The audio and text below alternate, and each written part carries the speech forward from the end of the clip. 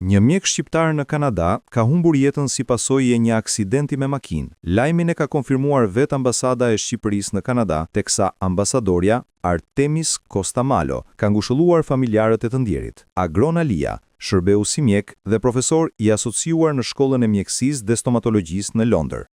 Me dhimbje të thellë mësuam lajmin tronditës për ndarjen e parakoshme nga jeta të doktor Agron Alia. Në emër të ambasadës së Republikës së Shqipërisë në Kanada dhe në emrin tim personal, shpreh ngushëllimet më të sinqerta familjes së doktor Agron Alia për këtë humbje të pazëvendësueshme. Doktor Agron Alia ishte një figurë emblem e komunitetit shqiptar në Kanada, një profesionist i përkushtuar në fushën e mjekësisë dhe një njeri me shpirt fisnik që kontribuai me dashuri, përkushtim dhe integritet në shërbim të njerëzve dhe komunitetit, veçanërisht në Hamilton dhe London, aty ku edhe shërbeu si mjek dhe profesor i asociuar në shkollën e mjekësisë dhe stomatologjisë. Humbja e tij la një boshllëk të madh jo vetëm për familjen e tij, por edhe për gjithë ata që patën fatin ta njihnin e ta vlerësonin. Në këto momente të vështira shpreh gjithë mbështetjen time dhe uroj forcë dhe durim familjes së doktor Alia për të përballuar këtë humbje. U prefsh në paqe doktor Alia. Kujtimi për ty do të qëndrojnë përgjithmonë në zemra dhe mendjet tona. Me respekt, mirënjohje dhe mall të thellë për njeriun fisnik, mjekun e përkushtuar dhe mikun e dashur që ishe. Shkruan ambasadorja shqiptare.